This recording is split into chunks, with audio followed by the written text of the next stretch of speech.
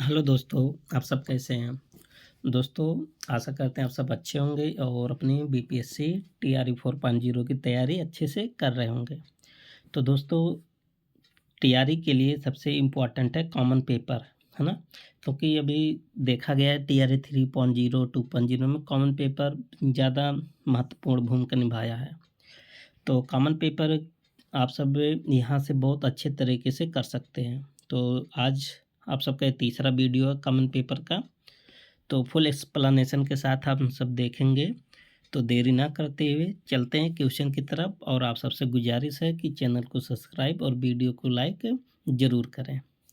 तो 74 क्वेश्चन आप सबका हो गया नेक्स्ट वीडियो में, और 75 से आज करेंगे, है ना? बहुत इम्पोर्टेंट है, देखिए। तो महावीर स्वामी का जन्म कहाँ हुआ था? कुंड ग्राम में हुआ था।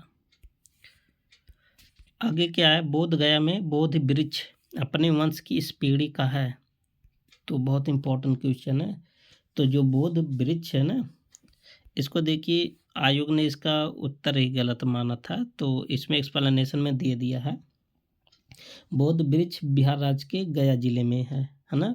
बोध गया स्थित महाबोधि मंदिर परिसर में स्थित है। एक पीपल का वृक्ष है। इसी वृक्ष के नीचे 531 ईसा पूर्व भगवान बुद्ध ने ज्ञान प्राप्त किया था। तथ्यों में विवाद होने के कारण बिहार लोक सेवा आयोग ने इस प्रश्न को हटा दिया था, है ना? तो आप सब जानते रहे ये क्या बोध वृक्ष, क्या पीपल का पेड़ गया जिले में स्थित है। तो आप सब एक्सप्लेनेशन याद कर लीजिए। बाकी इससे विवाद होने के कारण आयोग ने हटा दिया था।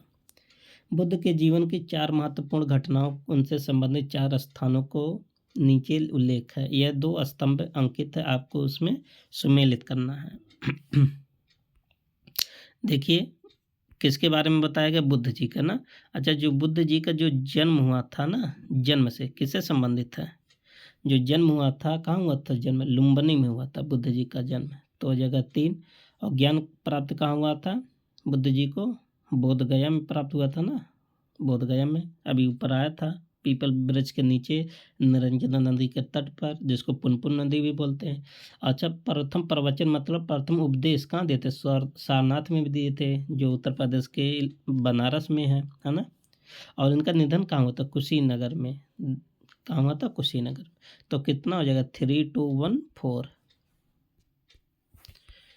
तो देख लेते हैं, एक्सप्लेनेशन ही सबसे इम्पोर्टेंट है। बुद्ध जैन धर्म के प्रवर्तक महात्मा गौतम बुद्ध का जन्म कपिलवस्तु के लुम्बिनी नामक ग्राम में शाक्य क्षत्रिय कुल में 563 ईसा पूर्व में हुआ था। इन्होंने सांसारिक समस्याओं से व्यथित होकर 29 वर्ष की अवस्था में गृह त्याग किया था। इस त्याग को बौद्ध ग्रंथ में महाभिनिष्कर्मण कहा गया। गृह त्याग के उपरांत सर्वप्रथम वे वैशाली के नजदीक आलार करलाम आश्रम में आए और यहाँ उरुवेला मतलब बोध गया के लिए प्रस्थान किए। बुद्ध के जीवन की घटनाओं को क्रम में जन्म कहाँ हुआ था? लुम्बिनी में। ज्ञान प्राप्ति कहाँ हुआ था? बोध गया में। और प्रथम उपदेश कहाँ दिए थे? सारनाथ में, है ना? और मृत्यु कहाँ हुआ था? कुशीनगर में। तो पहले गुरु कौन थे? आलार करलाम ही थे बौद्ध जी के। और क्या है आगे? भागवत संप्रदाय के विकास में किसका योगदान है? गुप्त। बहुत इंपॉर्टेंट क्वेश्चन है गुप्ता का। भारत में भागवत धर्म जिसे बोलते हैं वैष्णव धर्म का चरमोत्सर्ग 4वीं-5वीं शताब्दी में गुप्तों के शासनकाल में हुआ। वैष्णव धर्म को गुप्त शासकों ने राजधर्म बनाया। ये आपसे पूछा जाता है कि वैष्णव धर्म को राजधर्म कौन बनाया, तो आप बताओगे गुप्त शासकों ने। देवगढ़ कहाँ? ललितपुर में। भीतरगांव मंदिर कहाँ है? कानपुर में, उत्तर प्रदेश का कानपुर। तिगवा कहाँ है? जबलपुर। एक कहाँ? मध्य प्रदेश में। प्रसिद्ध विष्णु मंदिरों का निर्माण कराया। गुप्त राजाओं ने परम भागवत की उपाधि भी धारण किया। अपने सिक्कों पर बुद्ध के वाहन गरुड़ की आकृति भी खुदवाया। ठीक। गुप्त युग में ही वैष्णव धर्म का प्रचार प्रसार भारत के बाहर कहाँ हुआ था? चीन में, पूर्वी एशिया में, हिंद चीन में, कंबोडिया में, मलाया में, इंडोनेशिया तक गुप्तों ने क्या किया? बहुत प्रचार प्रसार किया था। पूर्वी हिंद यवन शासक एंटियाला किड्स के राजदूत हेलियोडोरस ने विदिशा में गरुड़ ध्वज की स्थापना किया तथा स्वयं को परम भागवत घोषित किया। तो बहुत इंपॉर्टेंट है, आप सब एक दो बार देखिए, याद हो जाएगा। आजीवक संप्रदाय के संस्थापक कौन थे? मखली गोसाल। बहुत इंपॉर्टेंट है, मखली गोसाल, एग्जाम में आया है, देखिए बीपीएससी। तो दोस्तों इसमें कुल 10,000 से भी ज़्यादा क्वेश्चन करना है, तो इसलिए आप सब वीडियो को 2 बार देखिए ताकि याद हो जाए आपको। जब तक बीपीएससी का नोटिफिकेशन आएगा ना, तब तक ये 10,000 सीरीज कंप्लीट हो जाएगा। इसमें हर टॉपिक्स है सब, ऐसा नहीं खाली हिस्ट्री है, सब इसमें इतिहास, भूगोल, साइंस, हर चीज़ है, जो भी आपके सिलेबस में सब मिलेगा, लेकिन टॉपिक वाइज। आजीवक संप्रदाय के संस्थापक मखली गोसाल थे। इनके अनुयायी आजीवक के नाम से जाने जाते हैं। इस संप्रदाय के लोग कर्म सिद्धांत एवं मानव पर्यटन में विश्वास नहीं रखते हैं। मखली गोसाल महावीर के साथी थे। नियतिवाद और जैन धर्म में उनकी आस्था थी। यह संप्रदाय मौर्य काल में लोकप्रिय हुआ। आजीवकों का उल्लेख पतंजलि ने भी किया। मौर्य शासक अशोक व दशरथ के बराबर एवं नागार्जुनी पहाड़ियों पर गुफाओं का निर्माण आजीवकों के लिए किया गया था। जो बराबर पहाड़ियों जो गुफाओं का निर्माण किया था ना, अशोक ने किया था। किसके लिए? आजीवकों के लिए। बराबर की गुफाओं का उपयोग किसके आश्रय गृह के लिए किया? आजीवकों के लिए। कौन करवाया था? अशोका ने करवाया था ना। निम्नलिखित में से कौन पूर्वकालिक जैन ग्रंथ कहलाता है? 14 पूर्व। बहुत इंपॉर्टेंट, देख लीजिए। पूर्वकालिक जैन ग्रंथ कहलाता है 14 पूर्व। जैन धर्म के वास्तविक संस्थापक कौन थे? महावीर स्वामी जी थे। मौलिक सिद्धांतों को महावीर स्वामी के शिष्यों ने 14 पूर्वों में संकलित किया। यह 14 पूर्व जैन धर्म की प्राचीनतम धर्म ग्रंथ है। बहुत इंपॉर्टेंट 14 पूर्व। 12 अंग तथा उपांग भी जैन धर्म से संबंधित हैं। जैन ग्रंथ है कल्पसूत्र, और भद्रबाहु ने लिखा था कल्पसूत्र को। जैन धर्म के प्रथम तीर्थंकर ऋषभदेव थे। और जैन धर्म में 5 अणुव्रत हैं, जिसमें आजीवाणुव्रत को अणुव्रत नहीं माना जाता है। तो अणुव्रत कितने हैं? 5 हैं, याद कर लीजिए। जैन में एक ग्रंथ है कल्पसूत्र की रचना कौन किया था? भद्रबाहु ने किया था। अभी ऊपर देखते हैं। प्रथम जैन तीर्थंकर कौन थे? ऋषभदेव थे, है ना। और जैन धर्म के अणुव्रतों में कौन सा नहीं है? अभी आपको मिला था ना, आजीवाणुव्रत नहीं था। 5 है कुल अणुव्रत, जिसमें से आजीवाणुव्रत नहीं है। निम्नलिखित में से कौन सी बात बौद्ध धर्म तथा जैन धर्म में समान नहीं है? अच्छा, बौद्ध धर्म और जैन धर्म दोनों में डिफरेंस क्या है, ये पूछा ना। आत्मदमन, ये दोनों से अलग है, दोनों मतलब डिफरेंस है। देखिए, जैन धर्म आत्मदमन में विश्वास करता है, आत्मदमन में विश्वास करता है, जबकि बौद्ध धर्म आत्मदमन में विश्वास नहीं करता है। जैन धर्म और बौद्ध धर्म में कुछ समानताएं भी थी, जैसे दोनों धर्म में यज्ञीय कर्मकांडों, जाति प्रथा, छुआछूत का विरोध किया। दोनों ही धर्म ने ईश्वर सत्ता को स्वीकार नहीं करते। मतलब दोनों, चाहे जैन धर्म चाहे बौद्ध धर्म, दोनों धर्म ईश्वर में विश्वास नहीं करते थे, परंतु इनमें कुछ असमानताएं भी थी। जैसे अहिंसा में दोनों धर्म विश्वास करते थे, है ना। पर जैन धर्म इस बात पर अधिक बल देता था कि जैन धर्म में मोक्ष शरीर को त्यागने के बाद ही संभव था, पर बौद्ध धर्म में निर्वाण के लिए शरीर त्यागने की आवश्यकता नहीं थी। क्या क्या अंतर दोनों में इसमें बताया गया है। बौद्ध धर्म अनादवादी है, पर पुनर्जन्म में विश्वास रखता है। बौद्ध धर्म, ध्यान देना, बौद्ध धर्म पुनर्जन्म में विश्वास रखता है। जैन धर्म में आत्मा में विश्वास रखता था। मूर्ति पूजा का प्रचलन दोनों धर्मों में था, पर जैन धर्म के नग्न मूर्ति की पूजा करते थे। तो जो जैनियों लोग थे ना, वो नग्न मूर्ति की पूजा करते थे, और दोनों धर्म में मूर्ति की पूजा होती थी। तो अब देखिए अगला टॉपिक आता है कौन सा? 16 महाजनपद। यहाँ से क्वेश्चन बनता है बहुत। तो महावंश के अनुसार बिंबिसार किस आयु में सिंहासन पर बैठा था? तो 15 वर्ष का जब था बिंबिसार ना, तब सिंहासन पर बैठा था, बहुत कम एज में, देख लीजिए। महावंश के अनुसार बिंबिसार 15 वर्ष की आयु में सिंहासन पर बैठा था। कब? 544 में। इसने अंगराज को जीतकर अपने साम्राज्य में मिलाया तथा अवंती से मैत्रीपूर्ण संबंध स्थापित किए। तो किसको जीता था? अंगराज को। 16 महाजनपद पे अंग था ना, एक महाजनपद जिसकी राजधानी चंपा थी। और किसके साथ मतलब मैत्रीपूर्ण संबंध बनाया था? सॉरी, किसके साथ साम्राज्य में मिला था और मैत्रीपूर्ण संबंधी स्थापित किया था? अंग। अगला क्या है क्वेश्चन? तो कौशल एवं मगध के मध्य संघर्ष का प्रारंभ किसके समय में होता? अजातशत्रु के समय में। अब देख लेते हैं एक्सप्लेनेशन। 2022 का क्वेश्चन है, नया क्वेश्चन है।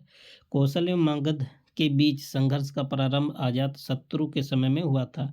अजातशत्रु 452 से मगध का राजा था। उसने अंग, लिच्छवी, वज्जी, कौशल, काशी महाजनपदों को अपने राज्य में मिलाकर विस्तृत साम्राज्य की स्थापना किया। अजातशत्रु ने विजय व विस्तार नीति का पालन किया। देखिए बहुत इंपॉर्टेंट है, पूछ लेता है कि विस्तार और विजय नीति का पालन किसने किया, तो आप कहेंगे अजातशत्रु। मगध शासक जो बोलते बिंबिसार का चिकित्सक कौन था? तो बहुत अच्छा चिकित्सक था जीवक। तो देख लेते हैं, जीवक नाम चिकित्सक बिंबिसार के दरबार में रहता था। हर्यक वंश के शासक बिंबिसार ने राजगिरी जिसे बोलते हैं गिरिव्रज को अपनी राजधानी बनाकर मगध साम्राज्य की स्थापना किया। बिंबिसार हर्यक वंश का प्रथम शक्तिशाली शासक था। आगे चलकर इस वंश के शासक उदयन ने अपनी राजधानी पाटलिपुत्र में स्थापित किया। मतलब पाटलिपुत्र ने अपनी उदयन ने अपनी राजधानी कहाँ बनाया था? पाटलिपुत्र। ठीक, और पाटलिपुत्र को बसाने वाला ही कौन था? उदयन था। और मगध का जो प्रतापी शासक कौन था? बिंबिसार था। हर्यक वंश का संस्थापक भी था बिंबिसार। तो पाटलिपुत्र किस राजवंश की राजधानी थी? मगध की राजधानी थी ना। 6ठी शताब्दी में बिंबिसार पर राज करता था। कहाँ पर? 6ठी शताब्दी में बिंबिसार मगध पर राज करता था ना। तो देखिए एक्सप्लेनेशन ने दिया, आप ऊपर देखे ना, तो यहाँ कर सकते हैं। आप सबको टेस्ट के मॉडल भी आप इसे अपना सकते हैं कि आपका दिमाग कितना तेज काम कर रहा है। किसने सोचा था कि प्रथम बौद्धवादी काउंसिल राजगिरी में होना चाहिए? अच्छा, आप जान ले किसके समय में हुआ था? यही तो शासक था अजातशत्रु। महात्मा बुद्ध की मृत्यु के पश्चात मगध शासक अजातशत्रु ने अपनी राजधानी राजगिरी में प्रथम बौद्ध संगीति का आयोजन 483 में किया, जिसकी अध्यक्षता महाकश्यप ने किया। और शासक कौन था? अजातशत्रु। किस शासक ने सुंदर नगर पाटलिपुत्र की स्थापना की? उदयन ने। और उदयन ने पाटलिपुत्र की क्या बनाया था? अपनी राजधानी भी बनाया था। और हर्यक वंश के महान शासक उदयन का समय याद कर लीजिए, 460 से 444 तक, है ना, ईसा पूर्व। गंगा व सोन नदी के संगम पर पाटलिपुत्र, जिसको और किस नाम से जाना जाता है? कुसुमपुर नगर की स्थापना करके उसे अपनी राजधानी बनाया। किस शासक ने अपनी राजधानी पाटलिपुत्र में स्थानांतरित किया? उदयन ने किया था। देखिए वही क्वेश्चन कई बार घुमा के आता है, इसलिए कहा जाता है ना बीपीएससी के लिए प्रीवियस ईयर बहुत इंपॉर्टेंट है। अवंती राज्य की राजधानी कहाँ थी? उज्जैनी थी। कहाँ पर है? मध्य प्रदेश में है। ठीक, देख लेते हैं क्या एक्सप्लेनेशन है। पश्चिमी तथा मध्य मालवा के क्षेत्र में अवंती महाजनपद बसा हुआ था। इसके दो भाग थे। प्रथम उत्तरी अवंती जिसकी राजधानी उज्जैनी थी तथा द्वितीय दक्षिणी अवंती जिसकी राजधानी महिष्मती थी। तो अवंती के दो भाग थे, एक तो उत्तरी था, एक तो दक्षिणी था। उत्तरी अवंती की राजधानी कहाँ थी? उज्जैनी। और दक्षिणी अवंती की राजधानी कहाँ थी? महिष्मती। उज्जैनी की पहचान मध्य प्रदेश के आधुनिक उज्जैन नगर से की जाती है। यहाँ के प्रमुख शासक कौन थे? चंड प्रद्योत थे। अब देखिए चंड प्रद्योत कहाँ का राजा था, है ना? अवंती का राजा था। आया कि नहीं आया एक्सप्लेनेशन से? तो 6ठी शताब्दी ईसा पूर्व निम्नलिखित में से कौन सा एक गणतंत्र था? मल्ल। मल्ल क्या था? गणतंत्र। मल्ल क्या है? जो 16 महाजनपद थे ना, 16 महाजनपद में से एक था मल्ल। 6ठी शताब्दी ईसा पूर्व भारत के 16 महाजनपदों में मल्ल एक महाजनपद था। मल्ल महाजनपद उत्तर प्रदेश के देवरिया जिले में स्थित है। इसके दो भाग थे। एक की राजधानी गंडक नदी के किनारे स्थित कुशीनगर गंडक नदी के किनारे स्थित थी और कुशीनगर दूसरे की पावत थी। ठीक। 16 महाजनपद का उल्लेख आगंतुक निकाय एवं भगवती सूत्र में मिलता है। तो जो 16 महाजनपद थे ना, एक तो जैन धर्म ग्रंथ है, एक तो बौद्ध ग्रंथ है, एक तो जैन ग्रंथ है ना, दोनों ग्रंथों में मिलता है 16 महाजनपद के बारे में। 16 महाजनपद इस प्रकार है। कौन कौन सा 16 महाजनपद था? काशी, कौशल, अंग, चेदी, वत्स, कुरु, पांचाल, मत्स्य, सूरसेन, अस्मक, अवंती, गांधार, कंबोज, वज्जी, मल्ल, मगध। मल्ल एक गणतंत्र राज्य था। इसके अंतर्गत कुशीनारा व पावा के मल्ल आते थे, है ना। अच्छा, और एक बात है, 16 महाजनपद में से 8 महाजनपद केवल कहाँ थे? उत्तर प्रदेश में थे। ठीक। मगध की प्रारंभिक राजधानी कहाँ थी? तो राजगिरी थी ना, ये जैसे बोलते गिरिव्रज। आगे देख लेते हैं कौन सा है। 16 महाजनपद काल में मगध सबसे शक्तिशाली था। ठीक। मगध की स्थापना हर्यक वंश के बिंबिसार ने किया था और राजगिरी को अपनी राजधानी बनाया था। प्राचीन महाजनपद मगध की प्रथम राजधानी कौन थी? तो जो मगध की प्रथम राजधानी कहाँ थी? इसमें से कोई नहीं थी, है ना। अभी आपको बताए थे कहाँ थी इसकी राजधानी, राजगिरी में थी। तो राजगिरी कहीं लिखा नहीं गया है। अजातशत्रु के वंश का नाम क्या था? अजातशत्रु किस वंश का था शासक? हर्यक वंश का। अजातशत्रु हर्यक वंश के संस्थापक बिंबिसार का पुत्र था। अजातशत्रु ने अपने पिता की हत्या करके मगध की सत्ता को संभाला था। तो अजातशत्रु ने अपने पिता मतलब बिंबिसार की हत्या किया था। इसीलिए अजातशत्रु को क्या बोला जाता है? प्रीतहंता। प्रीतहंता मतलब पिता की हत्या करने वाला। विश्व का पहला गणतंत्र वैशाली में किसके द्वारा स्थापित किया गया था? तो लिच्छवियों का था शासन। ठीक। वैशाली के लिच्छवियों ने विश्व का पहला गणतंत्र स्थापित किया था। वैशाली बुद्ध काल का सबसे बड़ा तथा शक्तिशाली गणराज्य था। लिच्छवी वज्जी संघ में सर्वप्रथम थे। ईसा पूर्व 6ठी सदी में विश्व की प्रथम गणतंत्र वैशाली था। अभी जिक्र हुआ वैशाली का। 16 महाजनपदों की सूची में उपलब्ध है। कहाँ मिलता है? देखिए, आगंतुक निकाय में मिलता है और भगवती सूत्र में मिलता है ना। आगंतुक निकाय बौद्ध ग्रंथ है, तो बी हो जाएगा। भगवती सूत्र नहीं दिया है इसमें। तो देख लेते हैं। जो बौद्ध ग्रंथ है आगंतुक निकाय और जैन ग्रंथ है भगवती सूत्र में जो बुद्धकालीन 16 महाजनपदों का उल्लेख मिलता है। 16 महाजनपदों में अस्मक एक ऐसी महाजनपद था जिसकी राजधानी पोतन या पोटन या पोतली थी।